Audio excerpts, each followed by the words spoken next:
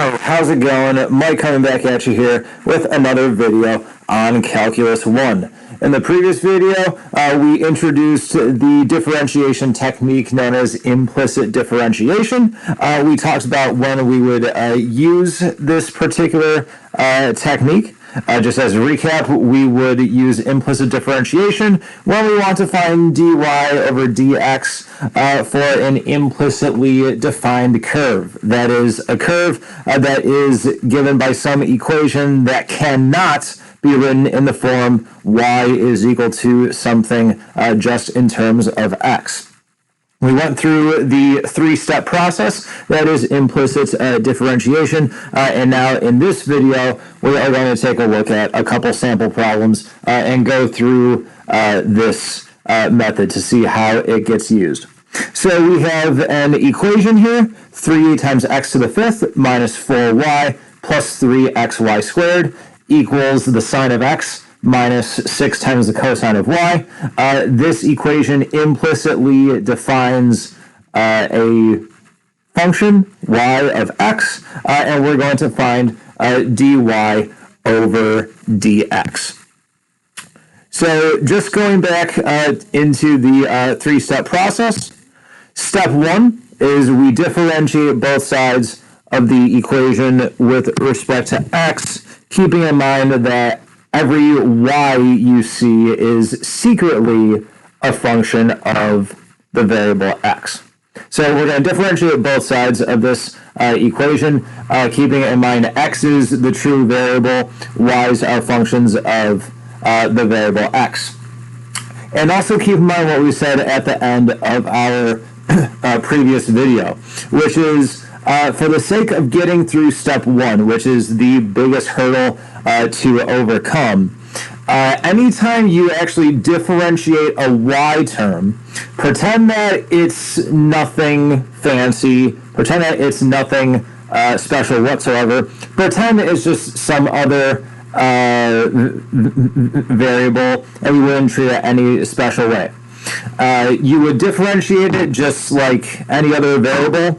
However, at the end of that term where you differentiated your y, you have to multiply by a dy over dx.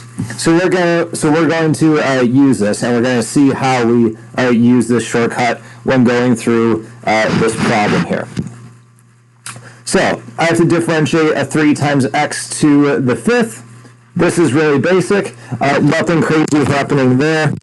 I know that when I take the derivative of 3 times x to the fifth, I get 15 times x raised to the fourth power. Minus, now I have the derivative of 4y. We're now encountering that first situation where we have to differentiate a y term. So let's use that little shortcut. Let's use that small mental trick. You could also call it that. Let's use this mental trick to help us get through this part here. So pretend the y is nothing special. Pretend it's just your average ordinary variable and differentiate it as we typically would. So if we differentiate 4 times a variable, we're just left with that constant. We're just left with that 4. So that's what we would get if we're looking at this y as just an average ordinary variable. But because we differentiated a y, we have to multiply by dy over dx at the end of this term. So I'm going to have minus 4 times dy over dx. And that's what we get as a result of differentiating that second term. Now we have plus. And now this term, the 3xy squared, is very interesting. Because what we actually have going on here is we actually have a product of two functions of x happening here. We have the 3x and we have the y squared. So when we differentiate this term, we have to use the product rule, and we're going to get two terms coming out as a result of using the product rule. So when you have your two functions, f and g, The product rule says that the derivative of f times g is f prime times g. So I need to differentiate that 3x to give me 3, and it's times our g, which is at y squared, plus f of x times g prime. We now have another case where we're differentiating a y term. So again, we're just going to pretend that this is nothing fancy. It's just your average, ordinary, typical variable. Using the power law, this becomes 2y. And then since we differentiated a y, we have to multiply by dy over dx at the end of that term. So this is what we get as a result of using our product rule. We get these two terms right here. All right, I differentiated my left-hand side. I have to differentiate my right-hand side. I have the derivative of sine x, which as we all know is just cosine x. And now I have minus 6 times the cosine of y that I need to differentiate. Again, we have a y showing up here. For the first part of it, pretend this is nothing special. Pretend that it's nothing fancy. The derivative of cosine is minus sine. So I'm going to have minus the minus 6, or plus 6, times the sine of y. And now, again, since we differentiated a y, I have to multiply by dy over dx. And this is everything that we get as a result of step 1 of our 3-step process. This is the biggest hurdle for most people. If you get through this part fine, with no trouble, from here on out, it's just moving terms onto one side or the other of your equal sign, and then getting dy over dx all by itself. So just as a quick recap, going back to step 2, once you've differentiated both sides with respect to x, you're going to move all the terms with a dy over dx onto one side of your equation, and all the terms that don't have a dy over dx in them onto the other side.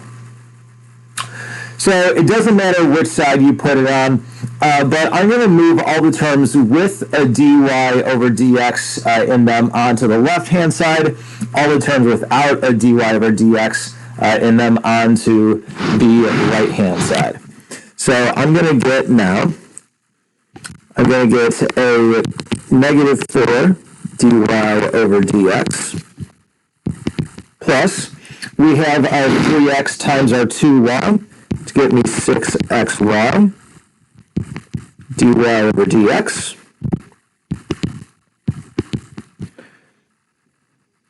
And then we are subtracting here, not adding.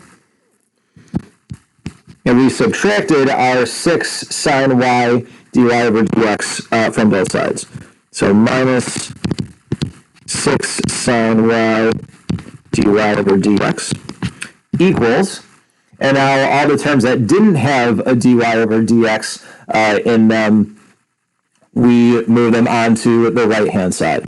So we have a cosine x minus a 15x to the 4th minus a 3y squared. Step 3, all we do now is we pull out the common factor of dy over dx in our terms on the one side, and then we divide. So pull the dy over dx out of all terms on the left-hand side, and we get dy over dx times negative 4 plus 6xy minus 6 sine y equals just our right-hand side like we had.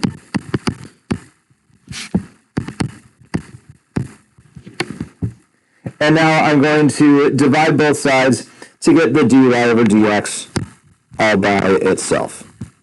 So we get dy over dx is equal to cosine of x minus 15 times x to the fourth minus 3y squared all over negative 4 plus 6xy minus 6 times the sine of y. And that's it. That is our final answer. We have now found dy over dx.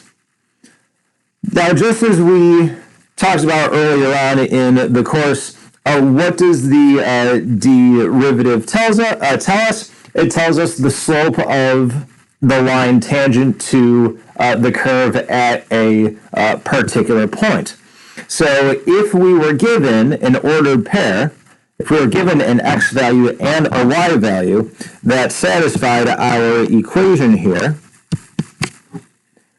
we could take that point, plug it into what we found for dy over dx, and we could then figure out what the slope of our line would be that's tangent to this curve, whatever it may look like, at that particular point. So some point a comma b makes this equation right here true. I could take that point, plug it into dy over dx. That would give me some number. That would be the slope of my line tangent to the curve at that point a comma b. So we'll go on to another example here. Pretty similar. Nothing too crazy happening here. We're not going to go super crazy. Not going to go super complex with these types of problems here. So I'm going to pause the video here. Take a minute or two, or just however long you need. Try this guy on your own and see if you can come up with the answer that we come up with at the end. So pause the video here and we'll go back through this problem when you're done.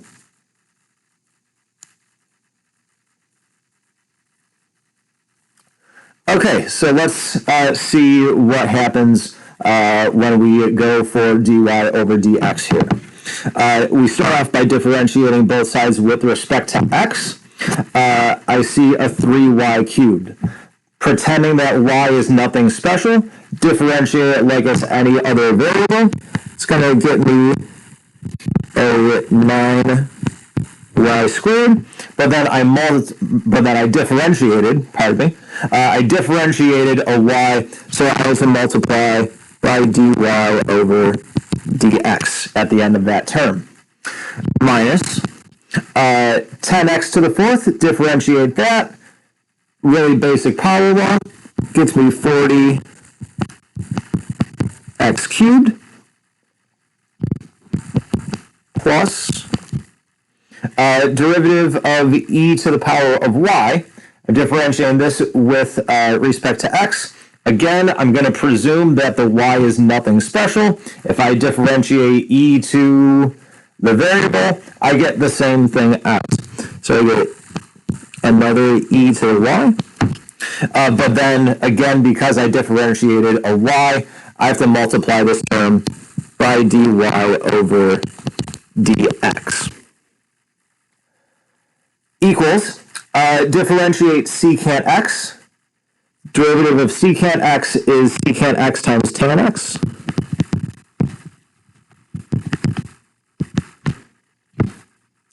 Minus, and now we see a product of two functions of x happening here. We have the x squared, and then we have the y squared. Now, because there was a minus sign in front of this product here, as a result of using the product rule, we're going to get two terms. And this minus sign has to go into both of those terms. So it's derivative of the first times the second, 2xy squared, plus the first times the derivative of the second. So x squared, and now I'm going to have a 2y dy over dx. There. I'm just going to rewrite this right-hand side underneath here just to simplify it all out, and so as to not confuse ourselves with all the minus signs and where do minuses go here. So we have secant x times tan x minus a 2xy squared minus 2x squared y dy over dx. All right, I'm going to move all the terms with a dy over dx onto one side, all the terms without one onto the other.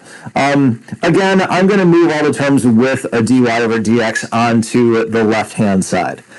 So I'm going to have a 9y squared dy over dx plus e to the y dy over dx, and then I'm adding a 2x squared y dy over dx to both sides.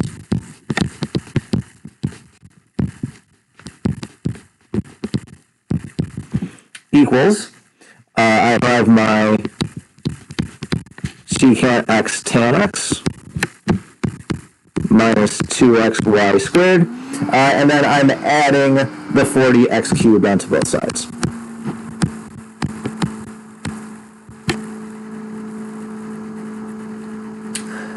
Step 3, pull the dy over dx out of all terms on the left-hand side. So I have dy over dx times 9y squared plus e to the y plus 2x squared y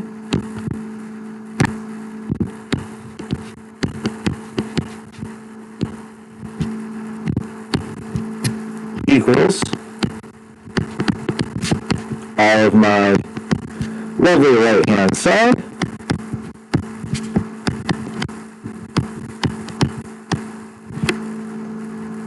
and then I'm going to divide both sides to get the dy over dx all by itself.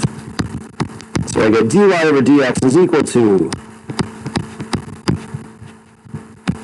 secant x times tan x minus 2xy squared plus 40x cubed, all divided by 9y squared